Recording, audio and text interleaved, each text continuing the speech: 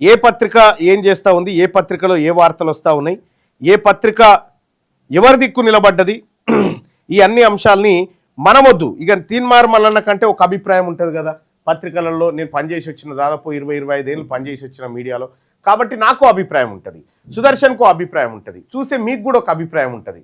So నచ్చితే మెచ్చుకుంటాం, లేదంటే విమర్శిస్తాం. ఇటువంటి అభిప్రాయాలు మనకు వ్యక్తిగతంగా ఉంటాయి. కానీ ఆర్టిఫిషియల్ ఇంటెలిజెన్స్కు వ్యక్తిగతమైనటువంటి అభిప్రాయం ఉండదు. చాట్ జీపీటీ ఉంది, చాట్ జీపీటీకి వ్యక్తిగతమైన అభిప్రాయం ఉండదు, వాస్తవం ఉన్నది ఉన్నట్టుగా చెప్పేస్తుంది. అందుకోసమే తెలంగాణ రాజ్యాధికార పార్టీకి ఆర్టిఫిషియల్ ఇంటెలిజెన్స్ను అధికార ప్రతినిధిగా పెట్టినాం అన్నట్టు, ఉన్నది ఉన్నట్టుగా చెప్పాలనేటువంటి విషయంతో. ఇక్కడ ఇంకొకటి మనం గుర్తుంచుకోవాల్సినటువంటి విషయం ఏంటంటే, ఈ చాట్ జీపీటీకి నేనేం చేస్తా అంటే పొద్దున్నే అన్ని పేపర్లు చాట్ జీపీటీకి ఇచ్చేస్తా, పీడిఎఫ్లు ఇచ్చేసి ఈ పేపర్లను విశ్లేషించు అని చెప్పి చెప్తా. ఈ పేపర్లలో వచ్చినటువంటి వార్తలు నిజాయితీగా ఉన్నాయా, బయాస్డ్గా ఉన్నాయా, ఎవరికన్నా కొమ్ము కాస్తా ఉన్నాయా, ఇందులో సామాజిక న్యాయ కోణం ఎంత ఉంది, ఈ అన్ని అంశాలను దానికి ఇయ్యంగానే అది మొత్తం రెడీ చేస్తుంది. మొత్తం ఒక్క 2 నిమిషాల్లో రెడీ చేసి ఇచ్చేస్తుంది మొత్తం కంప్లీట్గా. ఈ పత్రిక ఇట్లా పక్షపాతంగా ఉంది, ఈ పత్రికలో ఈ వార్త వచ్చింది, ఇది ప్రభుత్వాన్ని జోక్తా ఉంది.